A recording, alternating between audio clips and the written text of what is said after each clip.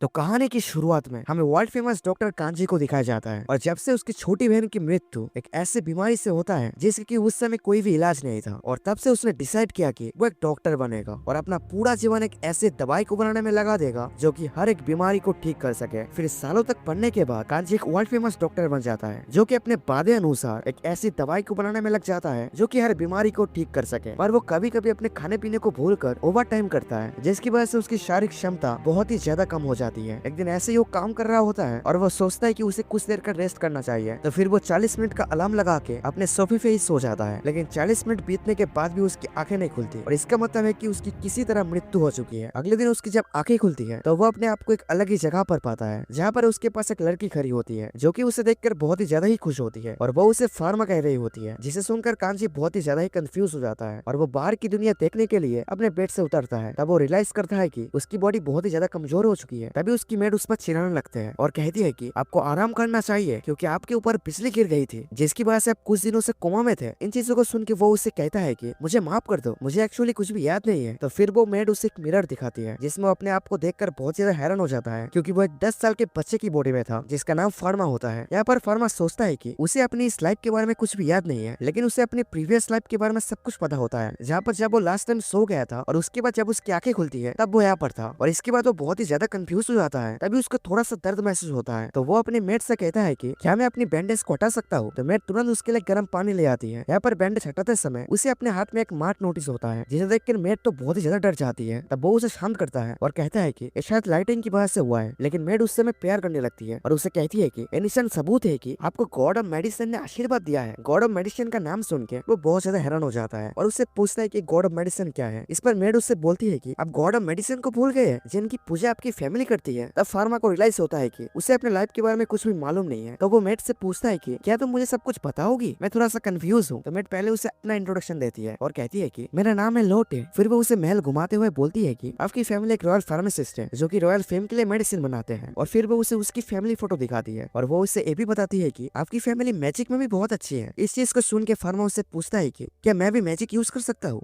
इससे लोटे घबराते हुए उससे कहती है कि अब आप ये मत कहिए कि आप मैजिक भी भूल गए और अगर ऐसा हो गया तो आपको टाउन से बाहर निकल दिया जाएगा। और इस बात पे फार्मा कहता है कि हाँ मुझे याद नहीं है। इस सुन के वो पहले तो डरने लगती है, लेकिन फिर उससे कहती है कि अब मेरे अलावा इसे किसी को भी नहीं बताएंगे। और मैं आपको एक बात बता दूं कि आप वाटर मैजिक में बहुत ही ज्यादा अच्छे थे, इसलिए अभी से आपको इसकी प्रैक्टिस करनी चाहिए। इसके बाद हम देखते हैं कि फार्मा अपने रूम में बैठ के उसी की प्रैक्टिस कर रहा होता है। तभी वो अपने दिमाग में वाटर मेलिक्यूल को इमेजिन करता है जिससे कि उसके हाथों में से वाटर निकलने लगते हैं, जिसे देख के वो बहुत ज्यादा ही हैरान हो जाता है। अब वाटर तो निकल आता है लेकिन उसे उसको रोकना नहीं आता, तो वो घबरा के सारे पानी को बाहर फेंक देता है और बाहर लोटे खड़ी होती है और वो देख लेती है कि फार्मा मैजिक यूज कर सकता है और वो इसे देख के बहुत ही ज्यादा खुश होती है। और यहाँ पर ही फार्मा रुकता नहीं है, वो और भी मेलिक्यूल को निकालने की कोशिश करता है और वो निकल भी पा रहा था और दूसरे हाथ से उसे कंट्रोल भी कर रहा होता है। तभी लोटे उसके पास आती है और उसे उसकी लेबोरेटरी दिखाने के लिए जाती है और बताती है कि यहाँ पर जितने भी बुक्स है वो आप पहले से ही पढ़ चुके हो, जिसमें से वो एक बुक को उठा के पढ़ने की कोशिश करता है और सरप्राइजली वो उसकी लैंग्वेज को आसानी से पढ़ पा रहा था। इसके बाद फार्मा अपनी फैमिली के साथ डिनर करने जाता है जहाँ पर उसे ठीक देख के उसके फादर उसे कहते हैं कि मुझे बहुत ही अच्छा लग रहा है कि तुम ठीक हो गए हो, लेकिन हमने जो वादा किया था कि मैं तुमसे कुछ क्वेश्चंस करूंगा और अब उसका समय आ चुका है। इस बात पे उसकी मदर कहते हैं कि अभी तो वो ठीक होके आया है, कुछ देर बाद पूछ लीजिएगा। जिस पर फार्मा कहता है कि चिंता मत कीजिए, मैं सब बता दूंगा। तो इसके बाद उसका फादर उससे सवाल पूछना स्टार्ट करते हैं जिसका कि हमारा हीरो आसानी से आंसर कर देता है। फिर उसके फादर उससे कहते हैं कि अब तुम पूरी तरीके से ठीक हो चुके हो तो तुम अपनी ट्रेनिंग को वापस से स्टार्ट कर सकते हो। ट्रेनिंग का नाम सुन के वो कंफ्यूज हो जाता है और सोचता है कि कौन सी ट्रेनिंग, फिर भी वो हाँ कर देता है। अगले दिन फार्मा अपनी पर्सनल ट्यूटर एलिन से मिलता है जो कि उसे मैजिक सिखाती है। यहाँ पर एलिन उसे देखते ही उसके ऊपर शक करने लगता है क्योंकि पहले फार्मा एलिन से अच्छा बिहेव नहीं किया करता था, लेकिन अब वो बहुत ज्यादा ही काइंड हो चुका है। तो फार्मा उसे बताता है असल में लाइटिंग की वजह से मुझे कुछ भी याद नहीं है ठीक से। और ये सुन के एलिन शांत हो जाता है और उससे पूछते है कि डिवाइन आर्ट क्या है, पर फार्मा को डिवाइन आर्ट के बारे में कुछ भी पता नहीं होता है। तो एलिन सब कुछ बताने लगती है। इसके बाद वो उसे एक रिवर के किनारे ले जाती है ट्रेनिंग कराने के लिए, जहाँ पर वो उसे कहती है कि चलो अपनी मैजिकल स्टिक निकालो, लेकिन इसके बारे में उसे बिल्कुल भी नहीं मालूम होता है। तो वो उसे कह देता है कि मैं इसको लाया नहीं हूँ। तो एलिन उसे अपना मैजिकल स्टिक दे देती है, लेकिन उससे पहले वो उसे डेमो करके दिखाती है ताकि वो उसे देख के सीख सके। फिर उस डेमो को देख के फार्मा ट्राई करता है और वो इतना खतरनाक मैजिक कर देता है कि जिसे देख के एरिन बहुत ज्यादा घबरा जाती है और वो उसे पहले चेक करने लगती है। और फिर वो उसके मैजिक को नापने के लिए वो उसके हाथ में एक टूल पकड़ा देती है जो कि मैजिक मेजर करता है। यहाँ पर जैसे ही फार्मा हाउस मैजिक टूल के अंदर अपना माना डालने लगता है वैसे ही वो मैजिकल टूल टूट जाता है और इसे देख के एरिन की और ज्यादा फट जाती है और वो दहशत में आ जाती है क्योंकि इतना खतरनाक मैजिक या तो कोई गॉड के पास हो सकता है या डीमन के पास। फिर हम कुछ देर बाद के समय देखते हैं जहाँ पर एलिन और फार्मा एक बेंच पर बैठे होते हैं और यहाँ पर एलिन अभी भी दहशत में होती है, तो उसे शांत करने के लिए फार्मा उसे हंसाने की कोशिश करती है और इस पर एलिन हंस भी लेती है। तो फार्मा को अपनी एक एबिलिटी के बारे में पता चलता है जिसका नाम डिवाइन आई है, जिसकी मदद से वो किसी भी व्यक्ति की इंजरी को देख सकता है। तो वो यहाँ पर एलिन को स्कैन करने लगता है और उससे पता चलता है कि एलिन की आंखों और उंगलियों में दिक्कत है। तो वो डायरेक्ट जाकर उसकी उंगलियों को पकड़ लेता है और उससे कहता है कि क्या तुम्हारे हाथों में दिक्कत है। इस पर वो हैरान होकर फार्मा से पूछती है कि आखिर तुम्हें कैसे पता चला। तो फार्मा कहता है कि मैंने अपने हाथों को यूं किया तो मुझे तुम्हारी उंगली ग्लो करते हुए दिखी। और इस चीज को सुन के वो बहुत ही ज्यादा घबरा जाती है और कहती है कि ये पावर तो एक नॉर्मल इंसान की हो ही नहीं सकती, आखिर तुम कौन हो। और वो डरते हुए फार्मा के पास से भाग जाती है।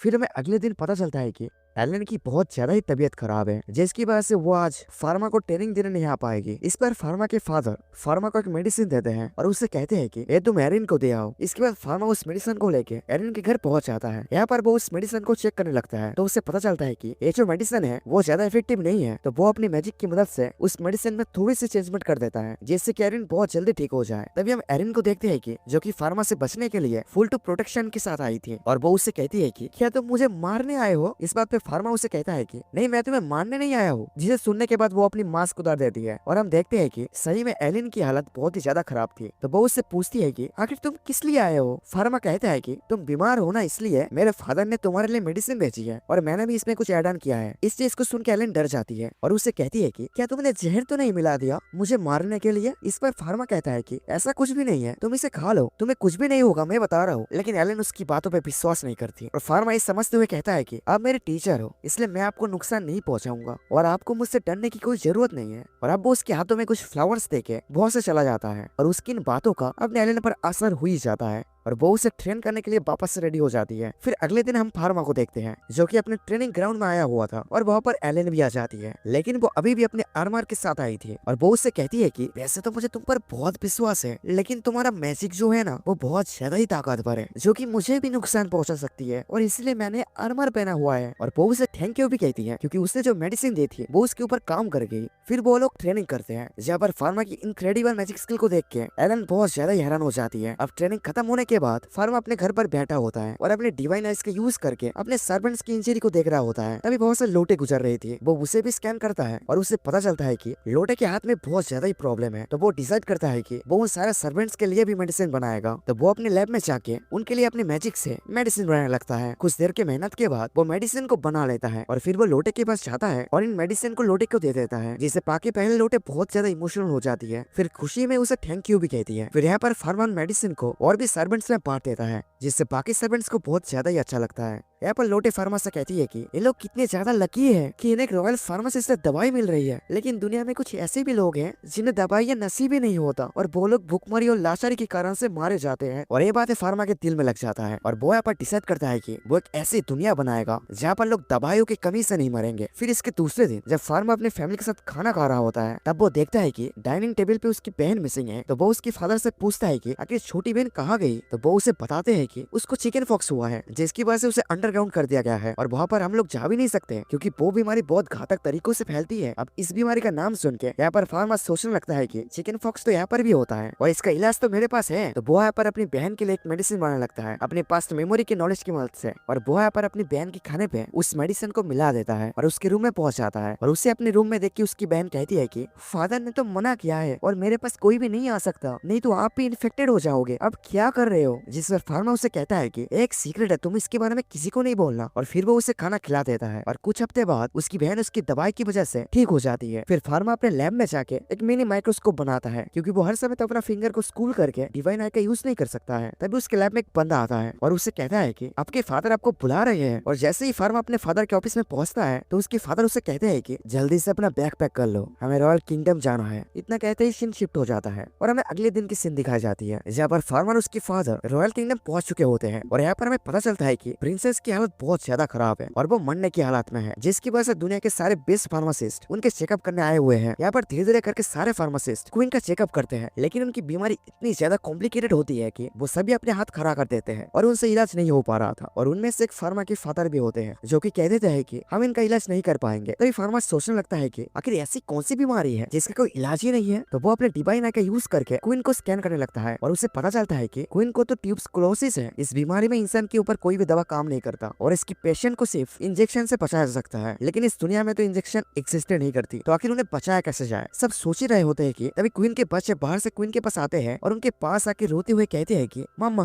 आप हमें छोड़कर नहीं जा सकते। अब उन्हें रोता हुआ देख के यहाँ पर फार्मा अपना कंट्रोल खो बैठता है और वो डायरेक्ट क्वीन के पास जाके उनसे रिक्वेस्ट करता है और कहता है कि क्या मैं आपका इलाज कर सकता हूँ, क्योंकि मेरे पास एक ऐसी दवा है जो कि आपको ठीक कर सकती है। और इस चीज को सुन के सब लोग बहुत ही ज्यादा हैरान हो जाते हैं और उससे कहते हैं कि ए लड़के, क्वीन को परेशान मत करो। और यही चीज उसके फादर भी कहते हैं कि फार्मा कोई ऐसी बेवकूफी मत करो जिसकी वजह से क्वीन को परेशानी लेनी पड़े। तभी क्वीन फार्मा से कहती है कि तुम मेरा इलाज कर सकते हो, क्योंकि इन सभी ने तो पहले से ही अपना हाथ खड़ा कर दिया है, लेकिन मेरी आखिरी उम्मीद तुम हो। ये बस सुनने के बाद फार्मा डायरेक्ट अपने लैब में पहुंच जाता है और अपने गेट को आइस मैजिक से बंद कर देता है, जिससे कि कोई अंदर ना आ पाए। और फिर वो मेडिसिन बनाने लगता है। तभी बाहर उसके फादर आ जाते हैं और उसे चिल्लाते हुए कहते हैं कि फार्मा तुम्हें पता तो है ना तुम क्या कर रहे हो, और अगर कुछ उल्टा सीधा हो जाए तो तुम्हारे साथ बहुत ही बुरा हो सकता है। लेकिन फार्मा उनकी बातों पर बिल्कुल भी ध्यान नहीं देता और उसके फादर गुस्से में आके उस गेट को ही तोड़ देते हैं और अंदर आ जाते हैं और उससे कहते हैं कि ऐसा मत करो। लेकिन फार्मा उनकी बातों पे ध्यान नहीं देता और अपना काम करता रहता है। तो फार्मा के फादर फार्मा को रोकने के लिए उसके ऊपर आइस मैजिक से अटैक कर देते हैं, जिससे बचने के लिए फार्मा शील्ड लगा के उसे कैंसिल कर देता है और वो अपने बीच में एक आइस बैरियर क्रिएट कर लेता है। और इसे देख के उसके फादर बहुत ज्यादा हैरान हो जाते हैं और सोचने लगते हैं कि इसने बिना मैजिकल स्टिक से अपना मैजिक यूज कैसे किया, और उससे पूछता है कि आखिर तुम कौन हो, क्योंकि उन्हें शक हो रहा था। तभी उनकी नजर फार्मा की रिसर्च डायरी में पड़ती है और वो उसे खोल के पढ़ने लगते हैं और फार्मा से पूछते हैं कि आखिर ये सब क्या है। तो फार्मा उन्हें बताता है कि ये सब नई मेडिसिन की फॉर्मूला है। जब मैं कोमा में था तब मुझे इनके सपने आया करते थे और मैंने इन्हें याद कर लिया। ये सब बात सुन के उसके फादर कहते हैं कि अच्छा ये बात है, और मैंने तुम्हारा शोल्डर को देखा है और मैं समझ चुका हूँ कि तुम्हें गॉड ऑफ मेडिसिन से आशीर्वाद मिला है और इसलिए तुम्हें सपने भी आ रहे हैं। ठीक है, मुझे तुम पर भरोसा है, तुम करो अपना काम। और वो कहते हैं वो से चले जाते हैं। फिर फार्मा मेडिसिन बनाना स्टार्ट कर देता है और मेडिसिन बनने के बाद अगले दिन वो अपने मेडिसिन को लेके रॉयल किंगडम में पहुंच जाता है। वहाँ पर क्वीन को दवाई देने से पहले वो उन्हें बताता है कि आपकी जो बीमारी है वो इन्फेक्शन की वजह से हुए है और इसी वजह से आपको ये दवा 1 से 2 साल के लिए लेनी पड़ेगी और इसलिए आपको तैयार रहना होगा। और वो उनका एक बोल्ड स्पेल लेके अपने माइक्रोस्कोप से उनके अंदर की बैक्टीरिया को दिखाने लगता है, जिसे देख के वो सही में डर जाती है। इसके बाद फार्मा मेडिसिन की 2 गिलास तैयार करता है और एक खुद पीती है और एक क्वीन को खिलाती है और उनसे कहता है कि अब हम दोनों की किस्मत इस मेडिसिन में टिकी हुई है, लेकिन किसी को कुछ भी नहीं होता। और यहाँ पर क्वीन थोड़ी देर बाद अपने आप को बेहतर महसूस करती है, जिसे देख के सारे फार्मासिस्ट उसकी तारीफ करते हैं। इसके बाद फार्मा अपने फादर के साथ वापस अपने मेंशन में आ जाता है। इसके बाद हमें 9 महीने बाद की सीन दिखाई जाती है, जहाँ पर फार्मा क्वीन को चेक करने के लिए आया होता है और वो उन्हें बताता है कि अब आप धीरे धीरे करके ठीक हो रहे हो। तभी क्वीन उससे कहती है कि मैंने तो जीने की हॉबी छोड़ दी थी, मुझे ऐसा लगने लगा था कि मेरी मृत्यु मेरे सामने खड़ा है, लेकिन एक इंसान की वजह से मेरे अंदर फिर से हौसला आया और वो और कोई नहीं मेरा छोटा बेटा था, जिसने की मुझे जीने की नई किरण दिखाई। और ये बस सुन के फार्मा बहुत ही ज्यादा खुश होता है और उनसे जाते हुए कहता है कि ठीक है अब अपना ध्यान रखिएगा और मैं ऐसे जाता हूँ। और फिर हमें अगले दिन की सीन दिखाई जाती है, जहाँ पर फार्मा और उसके फादर अच्छे खासे कपड़े पहन के रॉयल किंगडम में आए होते हैं, क्योंकि आज उन्हें क्वीन द्वारा रेस्पेक्ट दी जाने वाली होती है। जहाँ पर सबसे पहले बारी आती है फार्मा के फादर की। क्वीन अपने थ्रोन के सामने खड़े होकर फार्मा के फादर को रेस्पेक्ट देते हैं। फिर बारी आती है फार्मा की, जहाँ पर उसे भी रेस्पेक्ट मिलती है और रेस्पेक्ट के साथ साथ उसे रॉयल फार्मासिस्ट का टैग भी मिलता है। और क्वीन उसे कहते हैं कि अब तुम रॉयल कैपिटल में कहीं भी अपना फार्मासिस्ट खोल सकते हो। और इस चीज को सुन के फार्मा को बहुत ही ज्यादा खुशी होती है, क्योंकि वो अब किसी भी जगह अपना फार्मेसी खोल सकता है और उसका सपना भी पूरा होने वाला था। फिर फार्मा अपने घर पर पहुंच के पूरी कारपेंटर के साथ फौज बुला लेता है ताकि वो अपने फार्मेसी को जल्दी से जल्दी अपना कर सके। लेकिन वो सोच रहा होता है कि मैं अपना फार्मेसी का नाम क्या रखूं। यहाँ पर तो बहुत ज्यादा ही दिमाग लगता है। अभी उसके दिमाग में एक नाम आता है और वो कहता है कि हम अपनी फार्मेसी का नाम रखेंगे द पैरेलल वर्ल्ड फार्मेसी। और इस नाम को सुनकर सब लोग जोश में आ जाते हैं और फिर फार्मेसी का नाम रखा जाता है द पैरेलल वर्ल्ड फार्मेसी, जहाँ पर सारे कारपेंटर्स मिलकर फार्मा के फार्मेसी का बोर्ड तैयार करते हैं, जिसमें लिखा होता है कि द पैरेलल वर्ल्ड फार्मेसी। तभी वहाँ पर एलन आ जाती है और फार्मा की फार्मेसी का नाम को देख के बहुत ज्यादा ही खुश होती है और उससे कहती है कि नाम तो बहुत ही ज्यादा अच्छा है। इस पर फार्मा शर्माते हुए कहता है तुम्हारे ओपिनियन के लिए शुक्रिया। एलन उससे फार्मेसी के बारे में थोड़ा बहुत पूछने लगती है। तभी वहाँ पर एक बंदा टपक पड़ता है और उनसे कहता है कि क्या तुम यहाँ के एम्प्लॉयर हो या बॉस। जिस पर फार्मा कहता है कि मैं यहाँ का बॉस हूँ। इस पे वो बड़ा आश्चर्य हो के कहता है कि अहो तुम तो उम्र में बहुत छोटे हो, आखिर बॉस कैसे बन गए। आखिर जो भी हो मेरे पास तुम्हारे लिए अच्छी खासी डील है, क्या तुम मेरे साथ कोलैब करना पसंद करोगे। इस पर फार्मा कहता है कि नहीं नहीं मुझे इस पर कोई इंटरेस्ट नहीं है, मैं तुम्हारे साथ काम नहीं करना चाहता। तो वो आदमी कहते हैं कि और आप पछताओगे, कर लो मेरे साथ कोलैब, तुम वैसे भी इसमें क्या कमा लोगे। तो फार्मा इस पर कहता है कि मुझे कमाना भी क्या है, मैं सिर्फ गरीब लोगों में अच्छी दवाई बांटना चाहता हूँ जिससे उनका भला हो। और इस बात को सुनकर बहुत ही ज्यादा हैरान हो जाते हैं और कहते हैं कि ऐसे तो तुम्हारी फार्मा से डूब जाएगी, तो मैं तुम्हें बचा लूंगा, आ जाओ मेरे टीम में। लेकिन वो मना कर देता है। वो मोटू फार्मा को फोर्स करने लग जाता है। इस पर एलिन को गुस्सा हो जाता है और वो उससे कहती है कि ऐसे भाग जाओ या फिर मुझसे बहुत पिटोगे। और फिर वो मोटू एलिन से अपनी बेइज्जती करा के वो ऐसे भाग जाता है।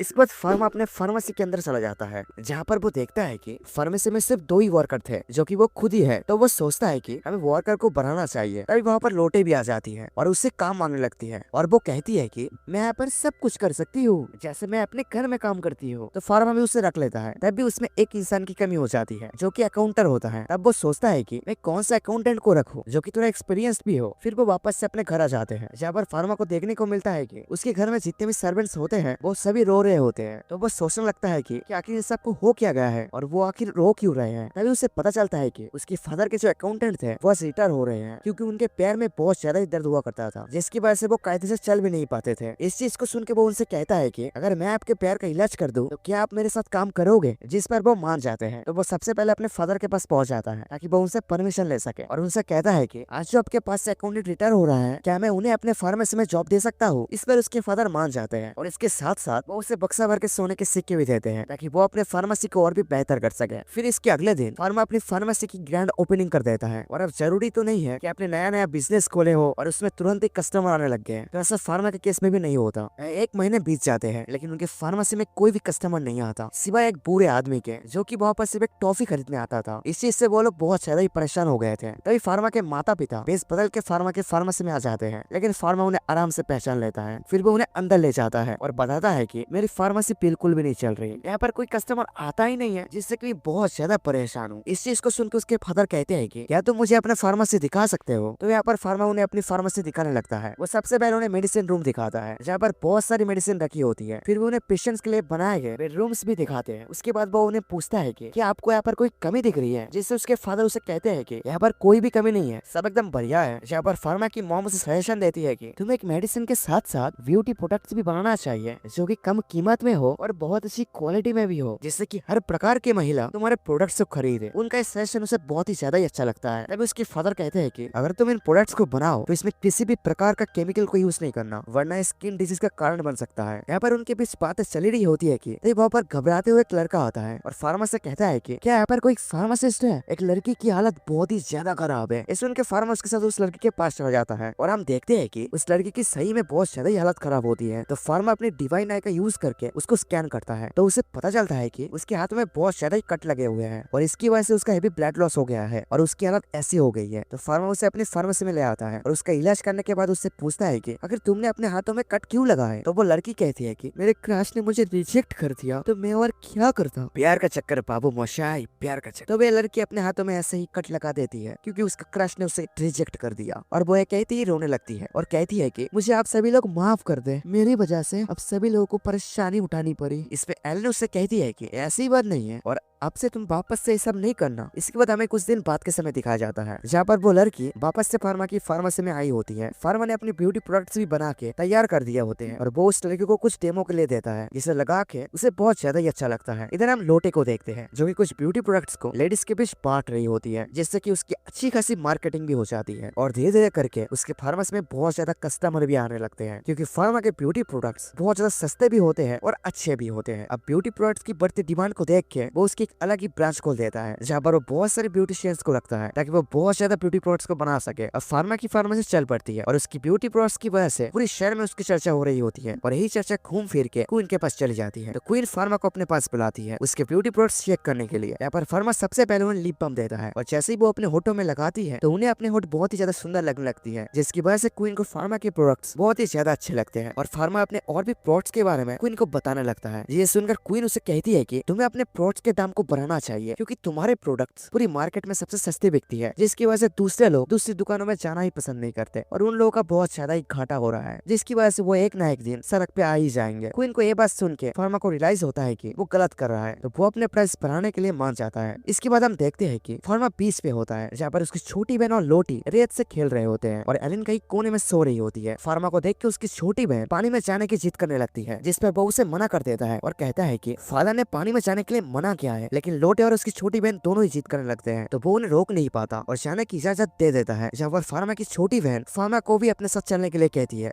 लेकिन यहाँ पर फार्मा उसे मना कर देता है। उसकी मुंह से ये बात सुन के फार्मा को अपनी छोटी बहन की याद आ जाती है और वो एक जगह बैठ के बहुत ज्यादा ही रोने लगता है। तभी उसे अपनी छोटी बहन की चिल्लाने की आवाज सुनाई देती है और वो देखता है कि वो पानी में डूब रही थी। तो तभी वो उसे बचाने के लिए दौड़ता है क्योंकि उसे लगता है कि कहीं वो अपनी पहली वाली बहन की तरह इस बहन को भी ना खो दे और वो बिना सोचे समझे पानी में कूद जाता है और जल्दी से उसकी ओर जाने लगता है और जैसे ही वो वहाँ पर पहुंचता है तो वो देखता है कि उसकी छोटी बहन पानी के अंदर डूबती चली जा रही थी और वो भी उसे बचाने का कोशिश करता है, लेकिन वो बच नहीं पा रहा होता है। तो वो गुस्से में तेजी से चिल्लाता है, जिससे कि उसकी बॉडी के अंदर से बहुत सारी पावर रिलीज होने लगती है और वहाँ पर एक बहुत बड़ा गड्ढा हो जाता है जहाँ पर पानी की एक भी बूंद नहीं होती है। इसे देखकर खुद फार्मा भी अपनी पावर से डरने लगता है और वहीं पर एलन भी ये सब देख रही होती है। और इस पावर को देखकर एलन भी भाई बहुत ज्यादा हैरान हो जाता है, क्योंकि इसमें फार्मा ने नेगेटिव डिवाइन आर्ट का यूज किया था, जो कि भाई सिर्फ डीमन ही कर सकता है। एक बार फार्मा अपनी बहन को लेकर सही सलामत बाहर आ जाता है और वो सोचने लगता है कि शायद उसे ये सब करते हुए किसी ने भी नहीं देखा है। वहीं पर एक बंदा खड़ा होकर उसके इस सब कांड को देख रहा होता है और वो जल्दी से जाकर होली ग्रुप के मेंबर्स को इन सब चीजों के बारे में बता देता है। और ये सब सुनने के बाद उन्हें लगता है कि शायद ये सब एक मॉन्स्टर का काम है, तो वो लोग फार्मा के ऊपर नजर रखने के लिए एशियन को भेजते हैं। फिर हम देखते हैं कि फार्मा अपनी फार्मस में वापस आ जाता है, जहाँ पर दो होली ग्रुप्स के लोग उसके ऊपर नजर रख रहे होते हैं। फिर अगले दिन जब एक सिपाही टूटू में वापस आता है तभी वो गेट खोलता है और वो गेट खोलते ही एक घोड़ा मिट्टी और कपड़े के सामान को लेकर फार्मेसी के अंदर घुस जाता है और वहाँ पर गंदगी फैला देता है। और ये बात जब ब्रूनो को पता चलती है तो उन्हें लगता है कि शायद कोई उनकी फैमिली को टारगेट कर रहे हैं। अगले दिन फार्मा अपने फार्मेसी में साफ सफाई करने के लिए पहुंच जाता है। तभी उसके कुछ पुराने कस्टमर आते हैं और अपने क्रू के साथ उसकी मदद भी करते हैं और इसके साथ शहर के कुछ लोग भी आते हैं उसकी मदद करने के लिए। तभी अचानक से एक लड़की घबराते हुए फार्मा के पास आ जाती है और उससे कहती है कि मेरे फादर बेहोश हो चुके हैं, मेरे साथ कृपया करके जल्दी से चलिए। और फार्मा जल्दी से अपने सारे वेपन्स उठाता है और उसके साथ निकल जाता है उसकी मदद करने के लिए। वो लड़की उसे एक सुनसान जंगल में ले आती है और वहाँ पर पहुंचते ही वो अचानक से गायब हो जाती है। फार्मा यहाँ पर फुल कंफ्यूज हो जाता है कि यहाँ पर आखिर हो क्या रहा है। तभी वहाँ पर व्हाइट कपड़े पहन के कुछ बंदे उसे चारों तरफ से घेर लेते हैं और यहाँ पर फार्मा को पता चलता है कि ये लोग होली ग्रुप के मेंबर्स हैं और इनका जो लीडर है उसका नाम सलमान है, सल्लू भाई नहीं सलमान, जो कि ये मानते हैं कि फार्मा के अंदर एक डीमन है और वो उसी को खत्म करने आए हैं और वो ऐसा करने की कोशिश भी करते हैं। और फार्मा उसकी सभी अटैक्स को आसानी से ब्लॉक कर देता है। पर फार्मा उसे काफी ज्यादा ही ताकतवर था और उन्हें इजीली हरा सकता है, लेकिन फार्मा को पता था कि अगर वो कुछ ज्यादा ही कर देगा तो यहाँ सभी लोग यहाँ पर मारे जाएंगे। तो वो होल्ड बैक कर रहा था और अपने आप को बचा रहा था, लेकिन भाई वो लोग मान ही नहीं रहे थे। वो लोग फार्मा के ऊपर लगातार अटैक्स कर रहे थे और फार्मा को ना चाहते हुए भी अपनी पावर्स का नमूना दिखाना पड़ता है और इसे देखकर उन्हें अपनी औकात समझ आती है। तभी सोलमान फार्मा के हाथ में उसी सिंबल को देखता है और उन लोगों से कहता है कि सभी लोग रुक जाओ, कोई मॉन्स्टर नहीं है बल्कि ये तो हमारा गॉड है। और इसे सुनकर वो सभी लोग रुक जाते हैं और फार्मा से माफी मांगते हैं, लेकिन लड़ाई के टाइम पर सोलमान बुरी तरह से घायल हो जाता है और इसका घाव बहुत ज्यादा ही खतरनाक होता है। लेकिन फार्मा उससे कहता है कि तुम्हें ऐसे छोड़ा नहीं जा सकता, तुम्हें इन्फेक्शन हो जाएगा और तुम मर भी सकते हो। लेकिन सोलमान उससे कहता है कि मैंने आपके ऊपर अटैक किया है और इसलिए ही मेरा सजा है, लेकिन मैं अभी भी वर्जिन हूँ, मुझे और थोड़ी देर जीना था। और ये सब सुन के फार्मा का दिल पिघल जाता है, क्योंकि हमारा बंदा आखिर एक डॉक्टर है, इसलिए वो किसी घायल व्यक्ति को कैसे छोड़ सकता था। और वो उसे कहता है कि मुझे अभी तुम्हारी सर्जरी करनी होगी। लेकिन यहाँ पर भी एक माइनस पॉइंट है, हमारा बंदा कभी प्रीवियस लाइफ में एक मेडिकल साइंटिस्ट था, उसे सर्जरी करनी बिल्कुल भी नहीं आती और इस जगह पर कोई भी सर्जरी करने वाला भी नहीं था। और इसलिए वो डिसाइड करता है कि वो अपनी नॉलेज का यूज करके कैसे भी करके सर्जरी कर देगा। वो वहीं पर एक इमरजेंसी टेंट लगाता है और सर्जरी स्टार्ट कर देता है और वो लकी होता है कि ऑपरेशन सक्सेसफुल हो जाता है। और कुछ महीने के बाद सलमान पूरी तरह से ठीक हो जाता है। फिर ठीक होने के बाद होली ग्रुप वाले उसे प्रमोशन भी दे देते हैं और उसके बाद वो फार्मा से मिलने जाते हैं और उसे कहता है कि तुमने मेरी जान बचाई है और मैंने सोच लिया है मैं अभी 4 शादी करूंगा और इसलिए मैं तुम्हारे सीक्रेट को भी नहीं बताऊंगा। यहाँ पर सलमान फार्मा के लिए बहुत सारे गिफ्ट्स भी लाया होता है, उनमें से एक उनकी ग्रुप की होली स्टिक भी होती है जो कि वो उसे गिफ्ट कर देते हैं। जब फार्मा उस स्टिक को उठाता है तो अचानक से वो स्टिक ग्लो करने लगता है। अभी सलमान कहता है कि इस स्टिक ने तुम्हें सुन लिया है और अभी ये बस तुम्हारी है। और इसे देखकर एलन बहुत ज्यादा एक्साइटेड हो जाती है और फार्मा से कहती है कि क्या मैं इस स्टिक को एक बार छू सकती हूँ, जिस पर हमारा बंदा उसे डायरेक्ट दे देता है। लेकिन अचानक से वो स्टिक उसके हाथ से आर पार हो जाती है और यहाँ पर हमें पता चलता है कि स्टिक को वही होल्ड कर सकता है जिसे कि स्टिक ने खुद चुना है।